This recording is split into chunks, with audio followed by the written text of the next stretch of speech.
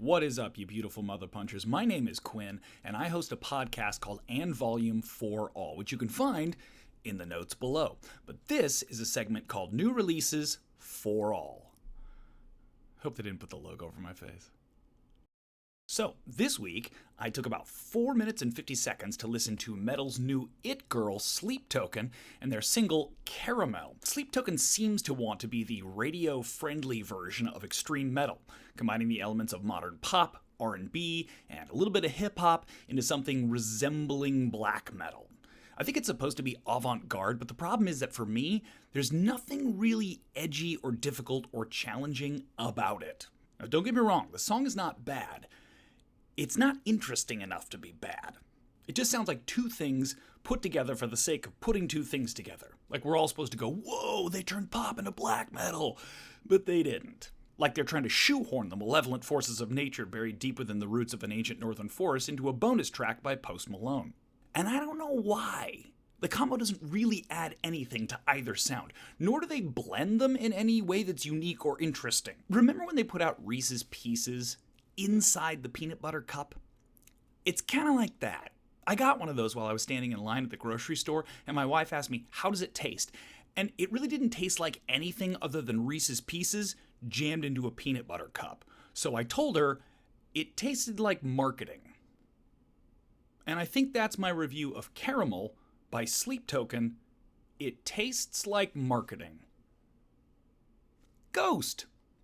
Ghost is the Swedish and metal-ish outfit led by Tobias Forge, aka Papa Emeritus, Papa Perpetua, and Papa Paparazzi, and their new single, Lacrima, which starts off with a killer riff. The chorus is catchy as fuck, but the minute Tobias starts in with that baby voice, I feel like I'm at a high school talent show. I guess the big question for Ghost is, do they even want to include the conventions of metal? Because it feels perfunctory. Like they think they have to write a metal riff or two into what's functionally an Air Supply song in order to capture the metal curious among us and validate the argument that this is a metal band. But they don't have to. They can just be a Gen Z Air Supply. That's fine. Someone will obviously listen to it, but then they throw in some riffage, and now I have to review it. So in short, Lacrima sounds a bit like the first single Ghost released from the album, Satanized, as well as like 45 other Ghost songs. But I am really looking forward to their upcoming album. The singles off of it, which are Blue Steel, Ferrari, La Tigra, and of course the much anticipated Magnum. Amenra. Oh, thank God, finally someone is screaming at me. Amenra released 2 EPs this year in an attempt to recreate the span of their career arc thus far. And first up is some old school spirit sludge with Fang and Claw. The first track, Forlorn, is brutal, it's punishing, it's pummeling, and it's just heavy as fuck. But even Amenra slows things down. It does a little clean singing to bridge the really heavy shit. You see, Ghost? It can be done. The second track is Salve Mater. Again, heavy as shit up front, and then about a minute in, they fall into this groove that reduces to just vocals and a cymbal and some guitar buzzing underneath before they crush all of the bones in your face with the heavy again. It's awesome, perfectly paced, and a brilliant balance of darkness and light without the slightest hint of marketing anywhere in the mix. And then there's the other EP, Detorn, which is more like their latest LP, Dedorn, that, I'll be honest, relies too much on spoken word vocals. This is a pet peeve of mine. Spoken word vocals are boring. If you have something to say, put it into lyrics and sing it or scream it at me. Black metal, shriek it. Death metal, growl it. Sludge metal, puke it from the depths of your lower intestine. Or as is the case for Amenra, scream it like you're trapped inside a serial killer's torture basement. Yes, the room is soundproofed. No, you won't be heard, but you have to try. Softly mumbled poetry whispered under the door just isn't gonna save you, especially when we have to wait over 8 minutes on both songs before you get there. That's too long, Amenra, and now some hillbilly with 3 names is wearing your skin as a suit.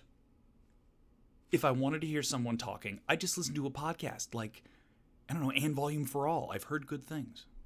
Messa and their brand new banger album, The Spin. Messa is not just how James Hetfield would sing the word mess.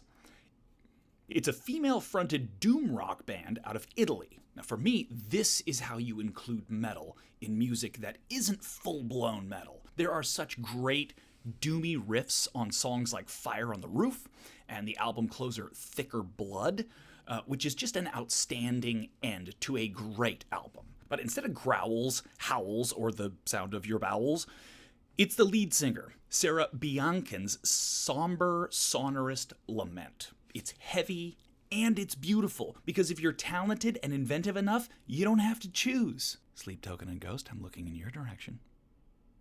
One of the singles, The Dress, even has a bit of saxophone on it, but it never feels imposed or out of place the way ending a Juice WRLD song with black metal does on Sleep Token's, Caramel, which includes the lyric, "Stick to me like caramel." Man, fuck Sleep Token. Anyway, go and check out The Spin by Messa with Fang and Claw by Amenra, and that's the end of the list.